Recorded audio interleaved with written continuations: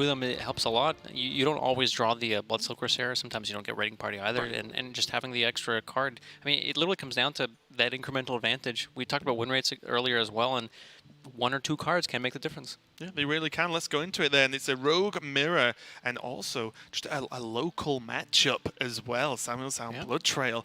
There's a lot, across the regions there are matchups that, that the players aren't quite as living as closely to each other. But this is just, a home turf fight here. SamuelTsao doesn't look like to have the best opening hand in the world. That Life Drinker almost certainly not going to be a keep. But on the other hand, BloodTrail's opening hand isn't too terrible. I like Sam keeping the preparation. It gives him something to use with Raiding Party if that happens to pop up.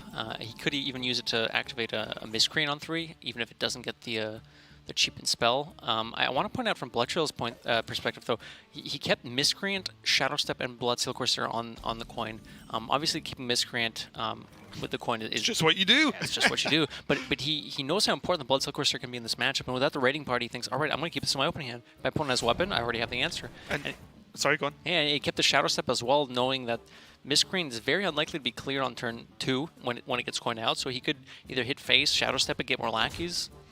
And what's really good for me is as well, it's not like, oh, if I keep this, my Raiding Party sucks. Well, no, it doesn't, because BloodTrail still just has 2 Dread Corsairs. He runs double deckhand as well, and a Captain Greenskin. Right. So keeping 1 pirate doesn't suddenly make your combo cards suck. It's like it's absolutely fine. And as you said, the value of removing just the durability and effectively killing off most weapons is so much higher, especially for 1 cost too.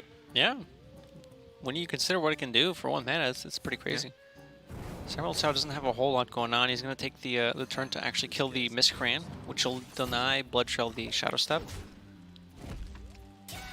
At least on the Miscreant.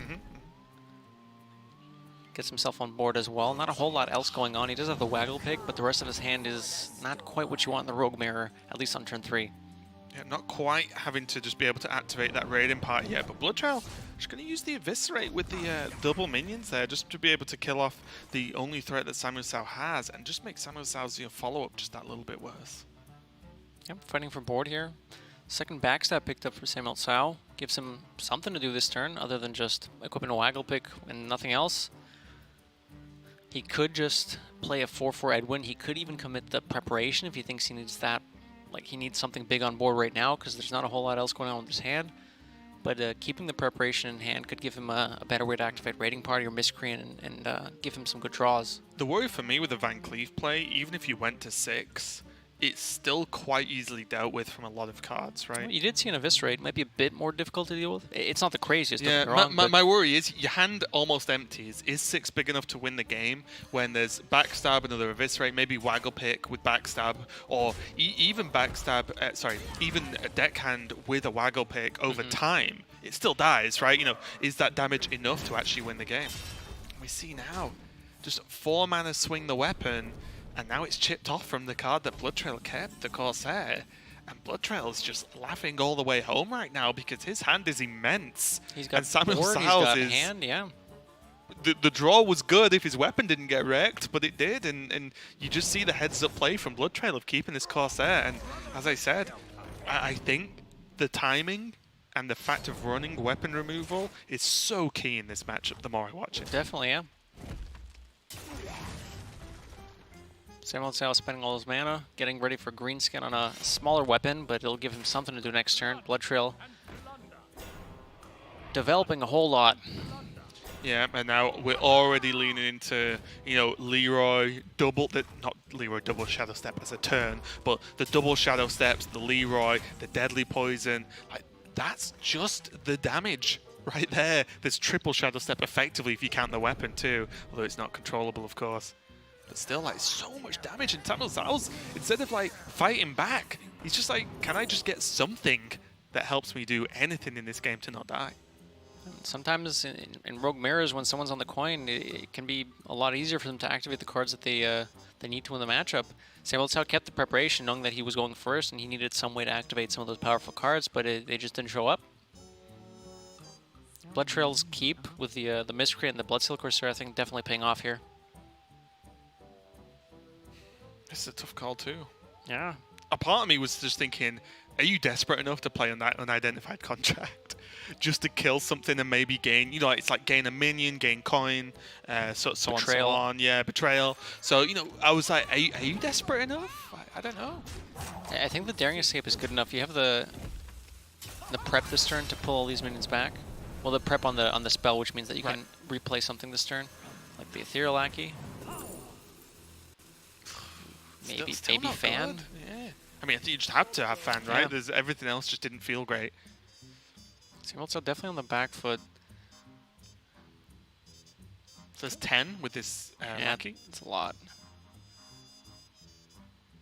The weird thing is, with the Lackey, you have to Lackey first, then attack, then swing. Is this ever lethal? This bounces the deckhand. That's an extra, and you can 2, 4, 6, 8. You can bounce it 3 times, and then use the Deadly Poison still. You did get it. Or you can just bounce it and use Leroy. What am I talking about? Leroy's way more damage. Yeah. Not quite there this turn. Yeah, because he has to use the weapon, right? It's 2, 4, 6. The weapon costs we can't Leroy, but...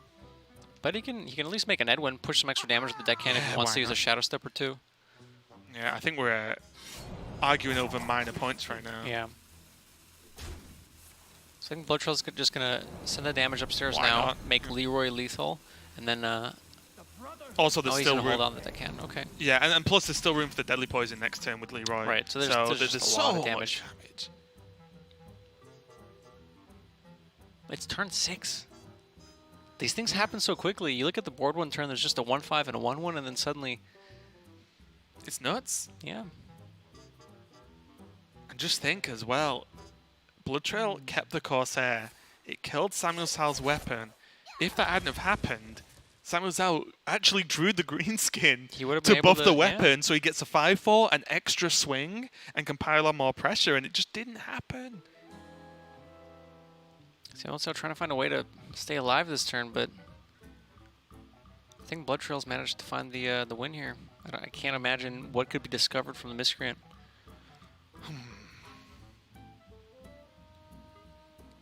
No clue, because this this Van Cleef is just the problem in itself. Yeah, not even save the Leroy. The Van Cleef on board is just big enough. Yeah, you know that deckhand Leroy Deadly Poison? Yeah. With Shadow Step on the deckhand too. Yeah, none of that matters because the minion on board just kills him, and that was just a big deal there. BloodTrail takes an extremely convincing game number 1, and